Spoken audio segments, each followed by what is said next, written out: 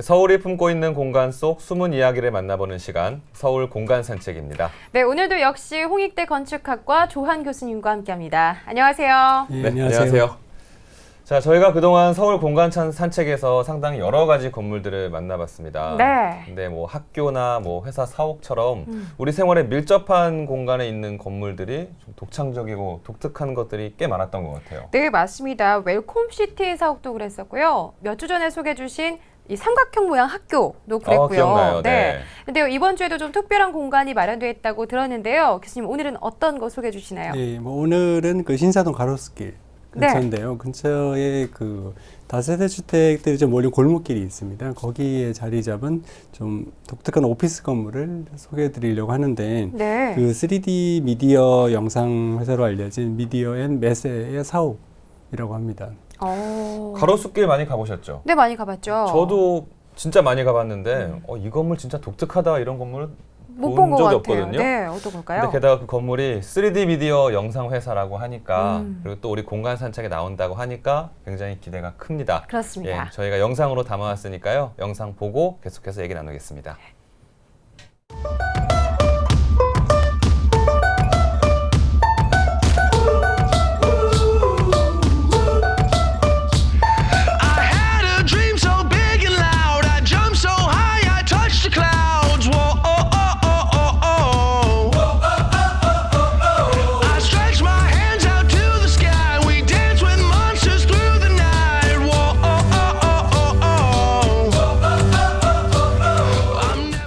Dis-moi que si tu es là, ce n'est pas juste pour mes jolis yeux. Dis-moi qu'au-delà de ça. 예전에 그 12가구가 살았던 그 공간을 최대한 활용을 했으면 좋겠다. Tu aimes bien nous parler. 그러면서도 또 쾌적함을 유지해 줄 수 있게끔 해달라고 그렇게 제가 부탁을 했어요. Que tu vois déjà la suite à deux. Dis-moi que je suis la seule que tu n'aies jamais autant désirée. 지하 공간, 문화연구소로 저희가 만들고자 했던 거기 때문에 그 공간이 되게 좀 지금도 마음에 듭니다. Avec toi c'est évident, je suis prête à oublier mon passé.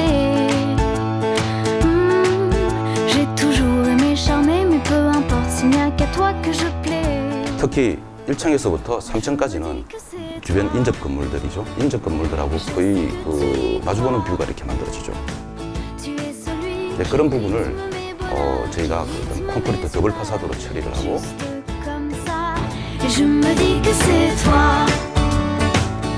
80cm 정도 틈을 두어서 거기다 다시 어떤 유리면을 처리해서 그 시선도 차단시키고 그다음에 다른 어떤 자연 현상들, 빛, 그다음에 비, 바람 이런 것들을 갖다가 유입시킬 수 있었죠.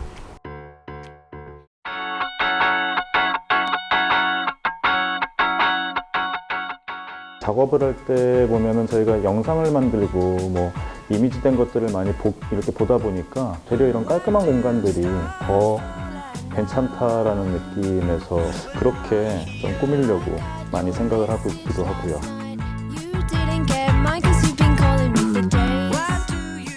제가 스카이 그라운드라고 이렇게 이름을 붙였거든요.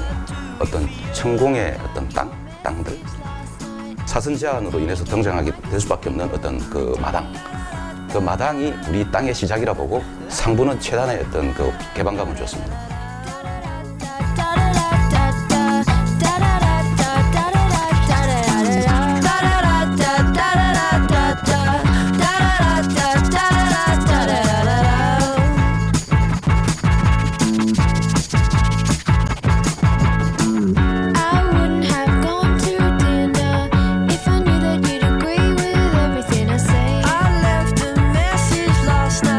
You haven't called back, I've been calling you for days.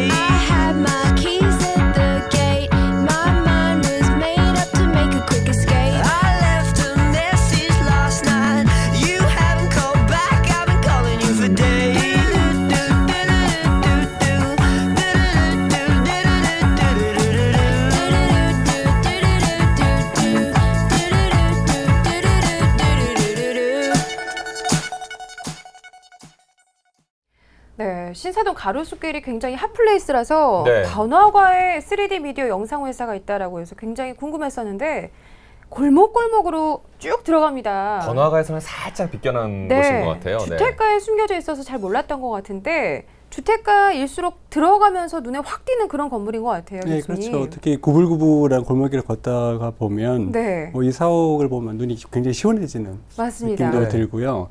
또 건물 자체도 보면 또 아무런 장식도 없는 되게 반듯한 덩어리가 있고 네. 그 위에는 마치 공중에 떠 있는 것 같이 층층이 또 올라가는 느낌이 이렇게 밑에서 바라보고 있으면 약간 여기가 어디 휴양지가 아닐까 싶은 그런 느낌도 드는 곳입니다. 네, 네. 맞습니다. 근데 이 신사동이 또 가로수길이 상권이 발달하면서 네. 프랜차이즈 대형 매장들도 들어오고 가게들도 큼직큼직하게 맞아요. 됐거든요. 네. 근데 또 한편에서는 좀 오래된 주택도 있고 그래서 동네가 좀 복잡한 느낌이 있었는데 이 건물 보니까 느낌이 좀 다르네요. 네, 맞습니다. 그렇죠. 그러니까 보통 뭐 어떤 분한테 그 가로수길 사무실이 있다 그러면 되게 네. 뭐 휘황찬란한 그런 걸 상상들을 하시잖아요. 네, 네. 근데 여기 이 건물 같은 경우에는 골목골목 찾아가는 것도 좀 쉽지 않고요. 특히 가로수길에 이런 동네가 있었나 싶은 분들도 좀 계실 것 같아요. 네. 혹시 신사동이라는 이름의 유래는 아시는지요? 아니요. 사실 예전에 너 신사동 살아, 나 숭려동 살아 이렇게 이런 언어 유니로 장난친 아재. 적은 있었는데요. 아재. 이 신사동에 대한 이름에 대해 유래에 대해서 좀 예, 알아볼까요? 원래 신사동이라는 이름은 그 일제강점기 때 경기도 사평리라는 네. 곳이 있었고요. 그리고 그 옆에 새마을이라는 마을이 있었는데 두 마을의 이제 이름이 합쳐진 거가 되는데 사평리라는 한문을 잘 들여다보면 평평한 모래밭이라는 뜻인데 네. 이게 바로 어디냐면 지금 압구정동 쪽. 그죠? 옛날에 그 모래사장이었던 그쪽이고요. 네. 새마을은 이제 우리말인데 새로운 마을이라는 뜻이어서 그걸 한문으로 바꾸면 이제 신촌이 되는 거여서 당시에 이제 사평리의 사자랑 또 신촌의 신자를 합쳐서 신사동. 라고 그랬군요. 되죠. 네. 그러다가 이제 압구정동 쪽이 개발이 되면서 그쪽이 별동으로 잘려나가고 신사동만 남은 건데 뭐 재밌는 건 아마도 강남의 신사동이 유일하게 아파트가 없는 동네가 아닌가 싶습니다. 네. 또 듣고 보니까 그래요? 그러네요. 네. 생각해보면 그렇습니다. 그래서 네. 그 재밌는 건 지도를 조금 살펴보면은 뭐 강남 그러면 다 격자형으로 돼 있잖아요. 네. 네. 이 동네만 마치 섬처럼 골목길이 있는 그런 동네이기도 해서 네, 골목이 많아요. 네, 강남에서는 좀 드물게 그 뭐 옛 마을의 흔적이 남아 있는 곳이기도 합니다. 네. 정말 말씀하신 것처럼 번화한 느낌 별로 없고요. 네.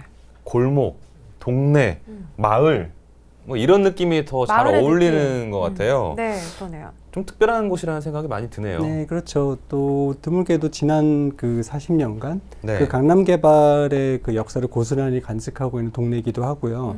그래서 원래 이곳에는 뭐 굉장히 허름한 그 집들이 있었다고 해요. 옛날 개발되기 전에는. 네. 근데 그런 집들이 8, 90년대 들어서 뭐 다세대 주택이나 빌라, 소위 말하는 빌라 같은 걸로 교체가 됐고 네. 뭐 지금에는 이제 오늘 소개해드릴 미디언 매세 사옥이 들어서는데 어떻게 보면 이제 동네가 진화해가는 뭐 그런 뭐 하나의 새로운 모델이라고도 할 수 있겠습니다. 네, 아까 영상 볼 때도 굉장히 궁금했었는데 이 미디어 앤메세라는 3D 미디어 영상 회사에 대해서도 좀 알아볼 필요가 있을 것 같아요. 구체적으로 어떤 일을 하는 회사일까요? 예, 그 3D 미디어 파사드에 특화된 회사인데요. 뭐 네. 혹시 서울역 앞에 그 서울 스퀘어라고 있죠. 네. 네. 그 인면에 이렇게 영상 같은 거 된 거라든가 아니면 작년 여름이었던 것 같은데 광화문에 이제 뭐 이렇게 영상을 투영해서 막 된 영상 수요 같은 기억나시나요? 네, 본 적 있어요. 저녁에 본 적 있어요. 전 얘기만 듣고 직접 네. 보지는 못했었거든요. 예, 네. 되게 재밌는 뭐 경험일 것 같은데요. 그 네. 영상을 만드는 회사인가요?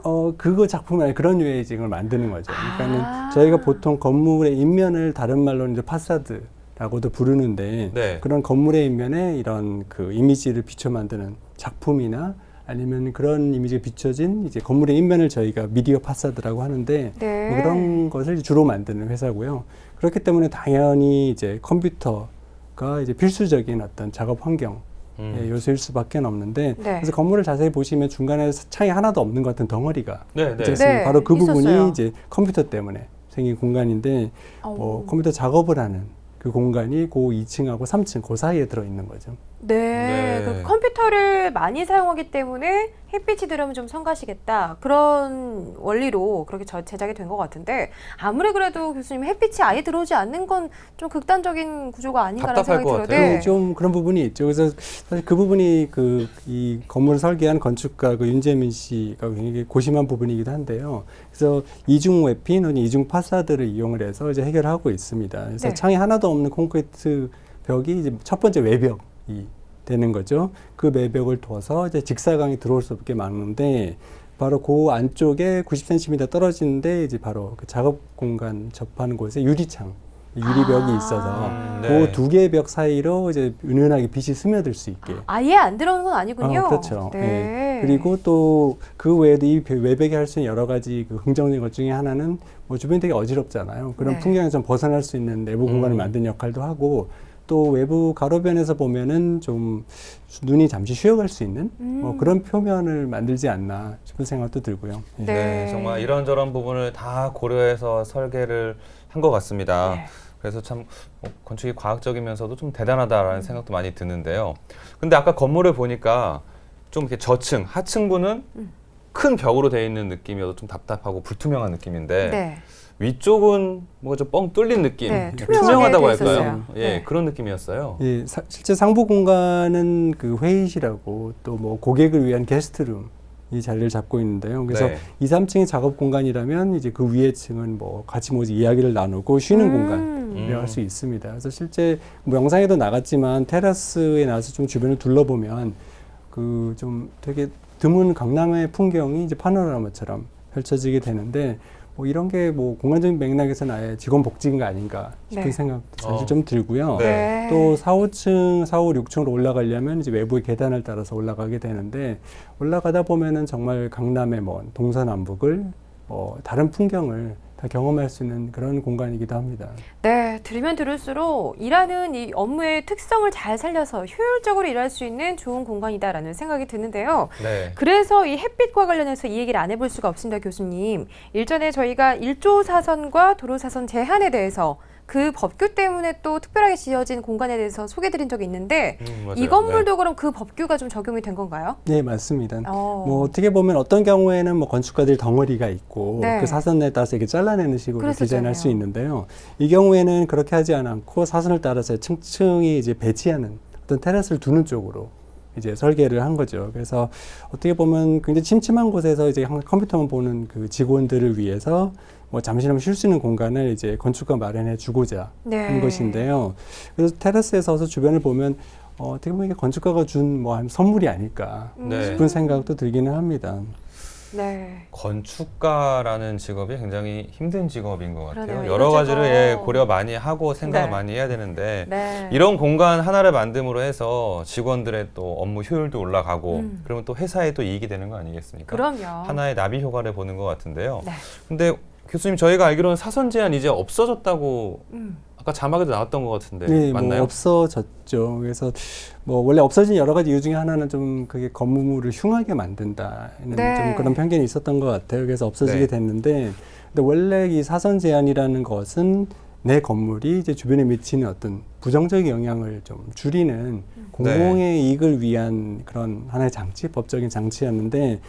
이번에 개정이 된 거는 너무 좀 지나치게 개인의 재산권만 좀 보호해주는 쪽이 아닌가 싶어서 좀 네. 안타깝기도 하고 또 오늘 소개해드린 건축가 윤재민의 이 작품을 보면 사선 제한이라는 것이 또 얼마나 훌륭한 공간을 만들어낼 수 있는가 또 증명이 된 부분도 있어서 맞습니다. 그 부분들은 좀 더 고민을 좀 해봤으면 하는 바람입니다. 네, 생각하기 나름일 텐데요. 어찌 보면 저는 그게 흉물스럽다기보다는 창의적인 공간이다라는 생각도 했었거든요. 이렇게 제한된 법규를 잘만 활용한다면 이렇게 멋진 건물들, 멋진 공간 계속해서 만들어낼 수 있을 텐데요. 네, 네. 이 공공의 이익을 보장하면서 개인의 재산권도 보호할 수 있는 제도나 법에 대한 고민이 좀 필요해 보입니다. 네, 자, 오늘 서울 공간사측은 여기서 마무리하겠습니다. 네. 지금까지 홍익대 건축학과 조한 교수님과 함께했습니다.